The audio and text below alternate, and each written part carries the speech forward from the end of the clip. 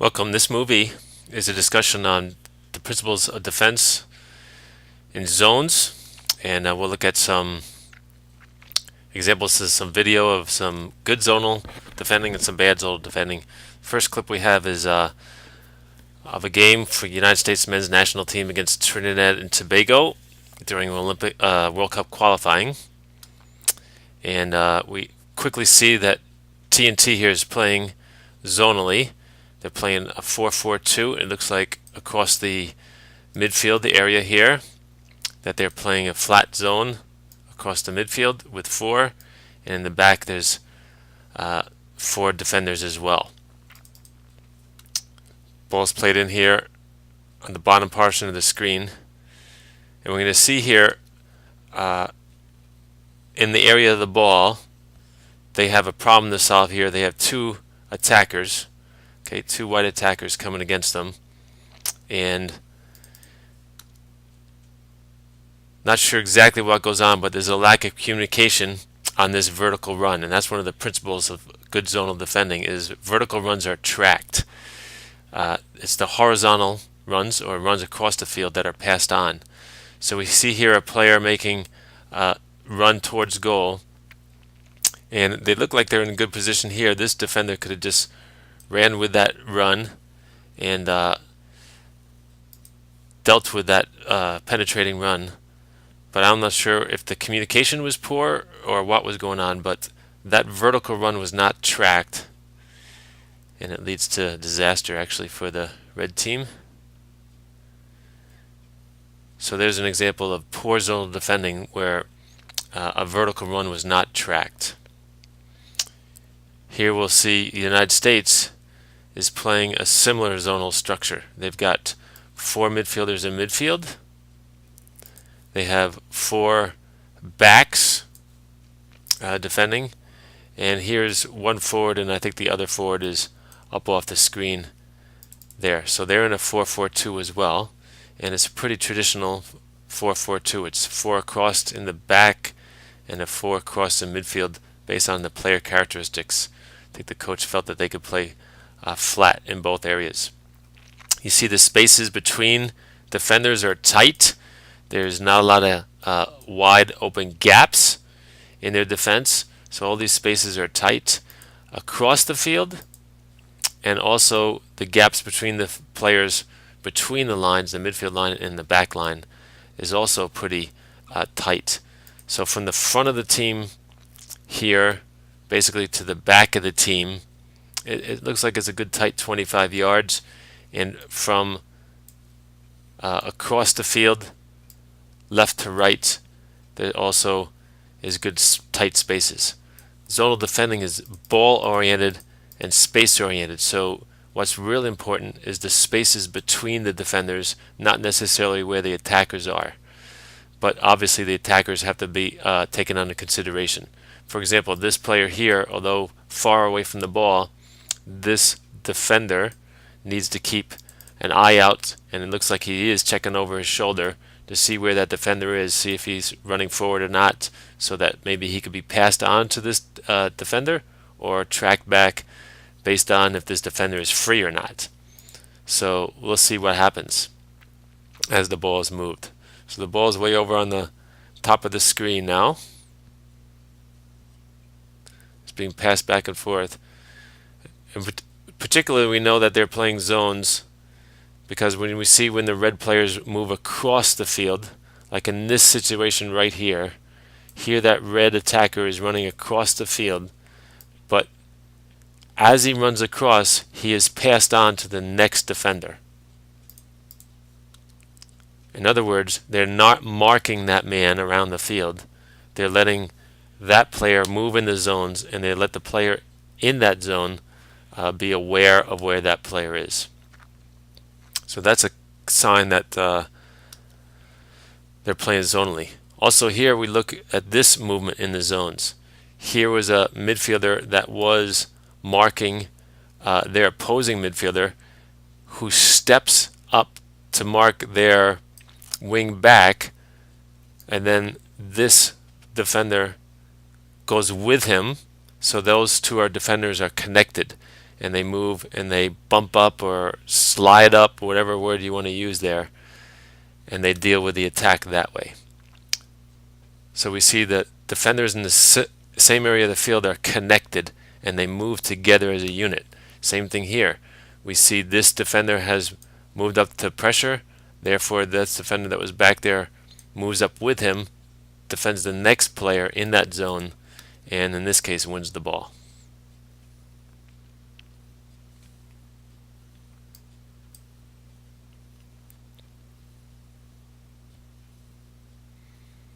Here the attacker realizes, this forward realizes that the goalkeeper has clear possession, so he's just dropping back to get part of his team so they can deal with a long punt. Keeping the team compact allows them to get good pressure on the second ball, and they win because of the foul. Again, we see the team here in this situation is in a good, tight zonal configuration. From the front of the team to the back of the team is small distances, and from left to right. So essentially they're making the field, in this case, about 25 yards long, and it looks like it would be about 35 to 40 yards wide.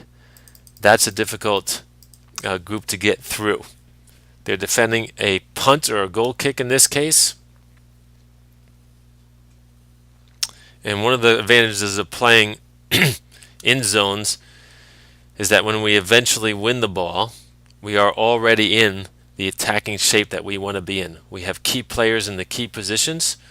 So here, when the ball is won in this area of the field, we see there's an immediate expanding of their shape.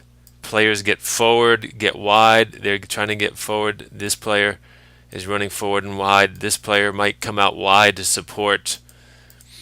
So they take the tight defending shape and just expand it and make it bigger when they have the ball. It's easier to do this in zones because our defending action, we dictate what our shape should be, and it's just an easy expansion. See how quickly the white team has expanded out, got players in good spots. Here's another couple examples of good zonal defending off initial throw in here. Whenever possible, even in zones, when we have a chance to keep a player under pressure, we continue to step with that player and not let them out easily. So again, there's an example of a vertical run going back towards their own goal. We continue to track that run and keep the ball under pressure. Delaying their pressure a little bit, but channeling it a little bit there because they weren't close enough, but they eventually win the ball. And it was because of initial good pressure put on the ball. Here we have another example of it going on right here. A run was made back for a ball by a forward. That run is tracked by the defender, comes with them, keeping this player back to goal. So now the advantage is still with the defending team, and he tracks him with it throughout the duration of the play. Here another vertical run forward for a big ball was tracked,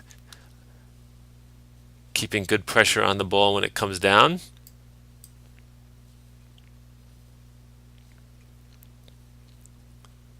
Ball is won and they attempt to counterattack out of it. Again, on a throw-in, vertical run tracked, makes them play it back. They step and come together as a team as this play moves. See how the zone, the shape moves together across the field. As the ball moves, the players are moving. Sliding, stepping up again. There's that bump up in the back that we talked about. Here we have a wing midfielder marking opposing team's wing back. Therefore, this wing back steps up into midfield to defend their wing midfielder, and then the other three backs just slide across the field, keeping gaps tight and zones covered. This player could sit in a little bit more here, maybe to help cut out some through balls or forward balls into forwards' feet. But again, they're staying nice and compact with the team. And then once the ball gets down towards our box, here's another characteristic of zonal defending. We man mark in the box so that we are able to cut out all service, intercept crosses.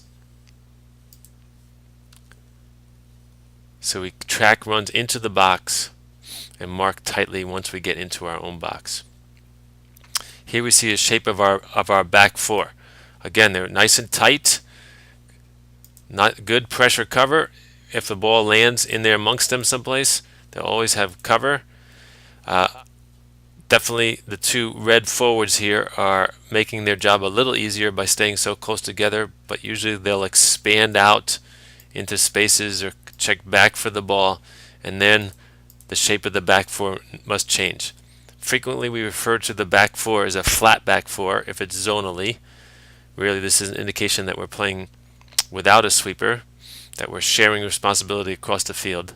But it's really never all the time flat. It's a dynamic moving zone. So if we can get this going here, we'll see how they deal with the punt coming in, I think. So we see these, even in these timely areas, they're moving together. It's dynamic. So here we go. We have one defender stepping to pressure the air ball, and the other three backs tuck in, stay tight behind him in good pressure cover positions. So although we call it a flat back four, we see here when a vertical run is made, the shape of the back four is not flat anymore. They're in a pressure cover shape more instead of a flat back four shape.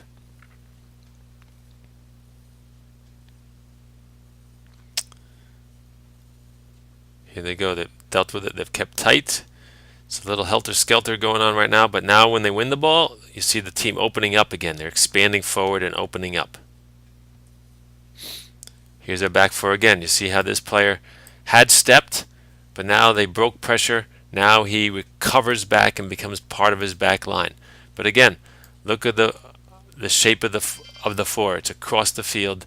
They're tight together in their zones. They keep their gaps tight and together. And that way they're able to intercept any balls that are played forward. And again, we win the ball, we expand out. You see these players opening up here. They're opening up. They're getting wide. They're looking to unbalance the defending team, which is a little bit easier to do in zones because we're already in our good spots.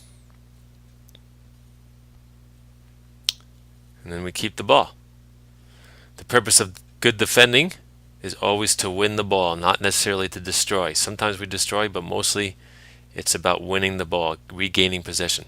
Here's some examples of zonal defending principles in a 4-3-3 system of play. The principles stay the same, perhaps maybe, but the shape of the team is different. Okay, so if we could stop it here a little bit. Here's the back four in this case. Across the field, again, the gaps between teammates is what's essential. The center midfield is a midfield diamond shape, a triangle shape. They keep that shape and just adjust it and change it a little bit as the ball moves. And here in this case, here's the two wingers coming back to defend. There's another one probably just a little bit off the screen over there. The 4-3-3 is a very flexible system in that sometimes the forwards have to track back and mark vital players in those dangerous situations. Since the red team here has a midfielder getting forward in midfield, this forward feels like he has to track back there because this back is occupied. So let's watch this go here a little bit. You see the triangle staying together. Now it's moved. This looks like they're two high and one sitting. And you see that this guy's communicating well, pointing out where dangerous players are coming in. But this holding midfield role here in this 4-3-3, his job is sort of sit in front of this central area if there's forwards coming in there and deny penetrating passes into that space. You see him looking over his shoulder to where this runner is coming so that he can deal with him.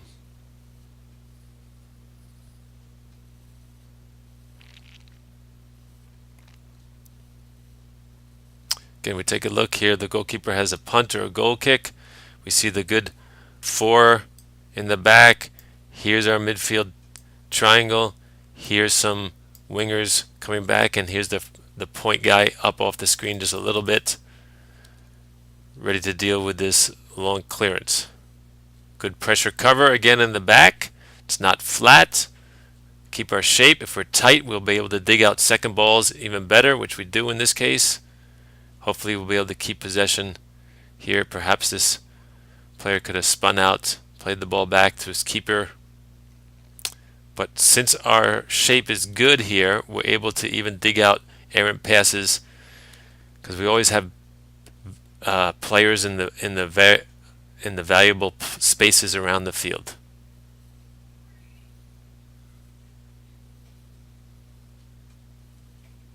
Here we go again. There's a forward in midfield pressuring. One of the backs has stepped here, leaving 3 to slide and cover across the field.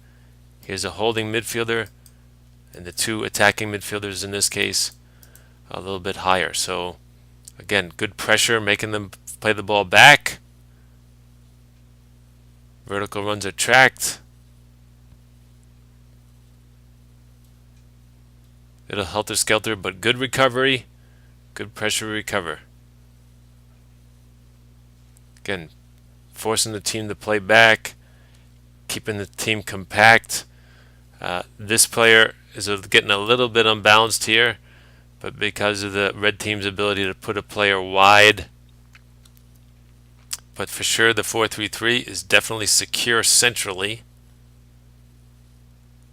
and they do a good job getting numbers. Even when players are beat, they have good covering positions.